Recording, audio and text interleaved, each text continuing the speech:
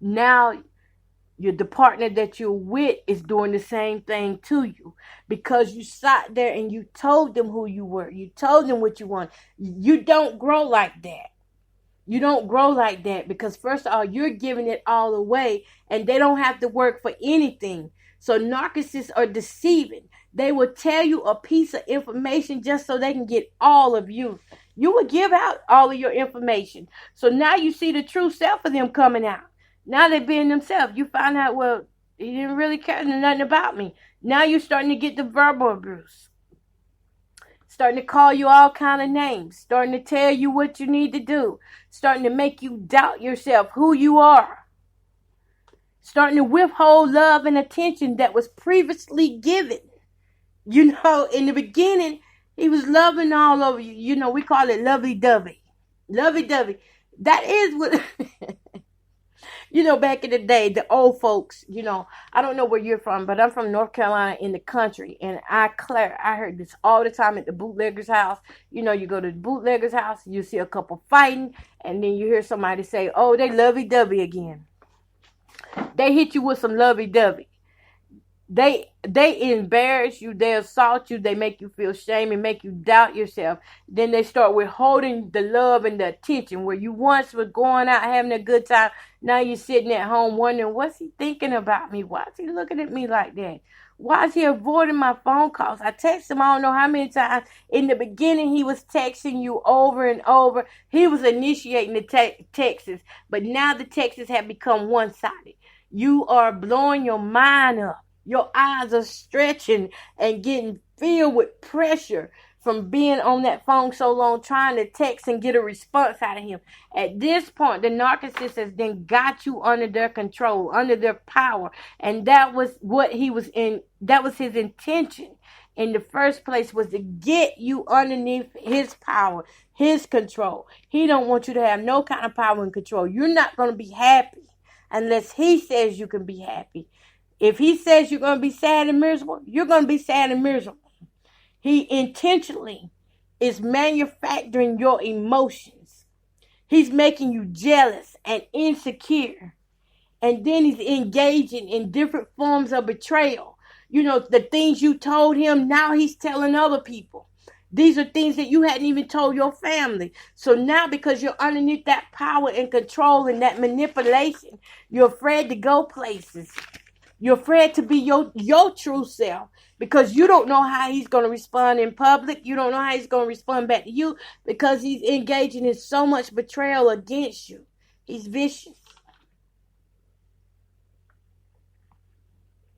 Oh, excuse me, y'all. I had to get something to drink. He's became vicious. And the sad part is when the true him comes out, you can't handle it. You can't handle who that person truly is. And this is where the trauma comes in. It shocks your mind. How could this happen? I mean, he was so nice in the beginning. How could I end up this way? What am I feeling? Do I really feel like I love him? You know, this is where the trauma occurs. The more they repeat and do that to you, the more your brain gets confused. It gets traumatized. You get traumatized. And it's hard for you to come off and underneath that trauma. It's hard for you to come off and underneath what we call back in the day a spell. Well, they used to call it a spell back in the day. And it is a form of witchcraft. It is a form of control. Everything now is, gone one-sided. You're like, what happened? This relationship was going good, and now it's like this. Well, I'll tell you. Let me read out some of the things. Some of the things to look for when you're dealing with a narcissist, besides what I have already told you, because like I said, this is very dangerous.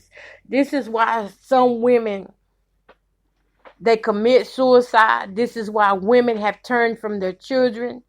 This is why women are now in that era when You remember the era came up when I'm independent, this, independent, that, because these men have manipulated these women to the point where they don't want to deal with anybody. They don't see beyond where they have been.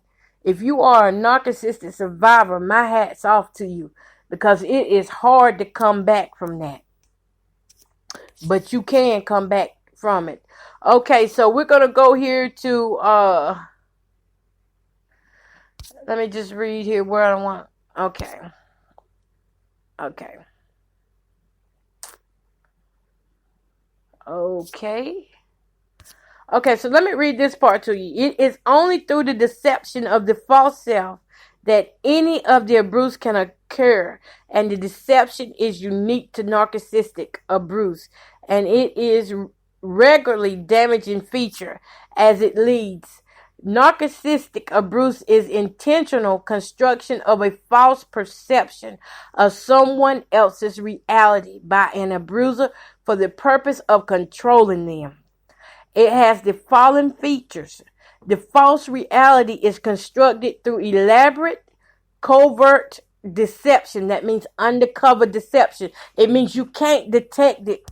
So you got to, that's why I tell you, ladies, don't be mad at yourself because you hooked up with someone like this. It's hard to detect who is narcissistic and who is just plain mean. It's a big difference in there. So the false reality is constructed through elaborate covert deception and psychological manipulation over a period of time. And that period of time, it don't have to be long. It don't have to be no year. It could be anywhere from 1 month to 2 months, depending on who you are and how well you know yourself and how much you're willing to take in from this person. Because that deception, that covert deception, means undercover. It's undercover abuse. That's why I was calling it the silent killer. I should actually call it the blind killer, because you can't see it coming. You have no idea that these men are capable of doing women the way they do them.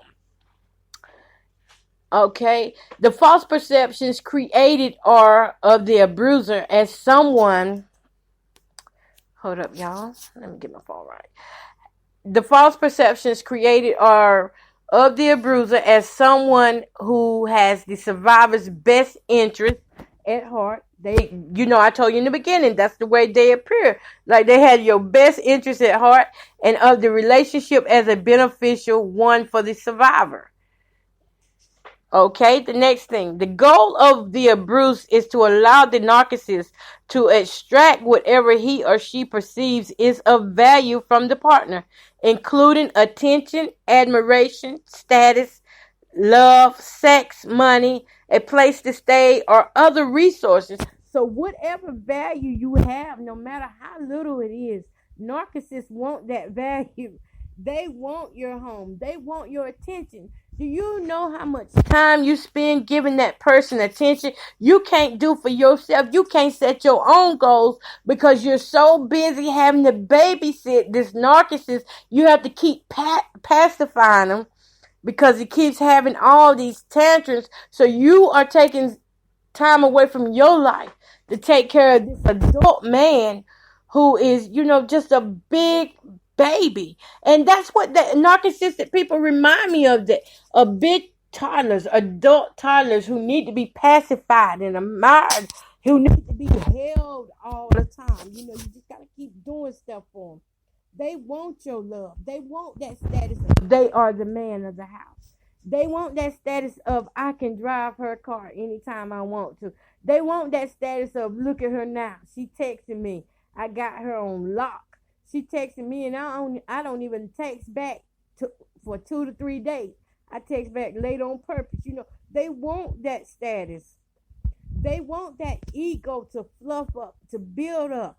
It's false because they don't realize that, they're really hurting themselves. But it doesn't matter to them that they're hurting themselves as long as they're getting this extraction from you. As long as they're extracting life from you, it doesn't matter. Your finances, all of that. The goal of the, okay, let me go to the next one. The abuser takes advantage of social norms that assume everyone participates in social relationships with a basic level of empathy, which makes it easy for the abuser to convince the survivor and everyone else that no abuse is taking place. You know, how many times have you been somewhere and you told your family members or maybe your best friend that your old man was, abusing you, or he was saying certain things that you felt weren't right, and they look at you and say, "Oh no, that ain't him. Now he treating you good. He treating you good. That ain't him." I can give you an example of that too with myself. It was when I was in my abusive relationship with the narcissist.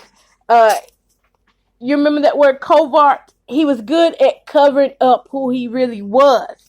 But when we would come home, that mask would come off. You hear what I'm saying? Narcissists wear a mask. That's not who you see when you first meet them is not who they are.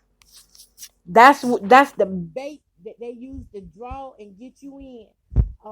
My ex, he was the sweetest man in public. He looked like he was doing everything for me. Even when certain people would come to the house, he'd get in the kitchen, start cooking, making it seem like, he's the type of man that give me breakfast in bed. And he did. He brought me breakfast in bed a many a times. And sometimes when I got hip to what he was doing, I stopped eating his cooking because sometimes he would bring breakfast in bed and there'd be big wads of spit in it. Covert narcissists.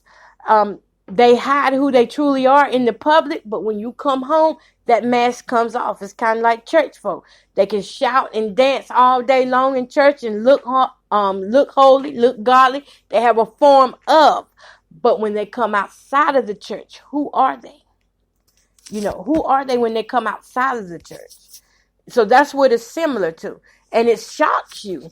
It shocks you to see that, hey, they're not the person I thought they was. It shocks you to see that your favorite pastor is out here doing drugs and having sex. Look at Pastor Wilson that came on Facebook. I mean, I'm pretty sure some of his church members were shocked to see the things that he was doing. And that's how it is with narcissistic abuse. It shocks your mind. It traumatizes your mind. And the abuser takes advantage of that. He takes advantage of only putting the mask on when he's in public and taking it off once you're home. So he knows exactly what he's doing. Because the abuse is hidden using deception, it is difficult for survivors to recognize, to understand, and escape it. That's why I say many women stay inside of that abusive cycle with the narcissist for years and years. I've heard testimonies from Dr. Carmen Bryant's YouTube page. You can always go over there to her or Dr. Helen Seller, Apostle Helen Seller. They teach narcissism. They teach narcissistic abuse and how to recover from it. And on that page, you will see that in the comment section, some of these women have been in these relationships for 20, 30, 40 years. I was in the relationship for half my life. With men that were like that. And they have a tendency. They know exactly who they can do like that. They are drawn to you. They are drawn to you because you have those traits as well. You have those traits from being around it. And, it's like when you go hang around certain friends, you act a certain way. That's the way it is. But it doesn't mean that you have that disorder. And everyone is not narcissists. So y'all get that out of your head. It's not everyone. But if you go to Dr. Carmen Bryant's page and you go to Apostle Helen Seller's page on YouTube or Facebook, Overcoming Narcissists, you will find a lot of information that I have already given, but you will find greater information from them because they specialize in this. I'm just a messenger. I'm just the one that's getting it out there into your eyesight so that you can start seeing better, so that you can get rid of that brain fog and stuff. But they are the ones to actually pay attention to. All right, so let's keep on moving here. Okay, so some of the signs that you're suffering from emotional abuse, and that's what narcissists do, is they project emotional abuse on you. They want you to feel bad. I remember every time that guy made me feel bad, I could see a smirk on his face where he was so happy that he just sucked the life out of me and my children. He was so happy that I decided not to go to family reunions and stuff because of him. Every time I got ready to do something, he would do something stupid and we could not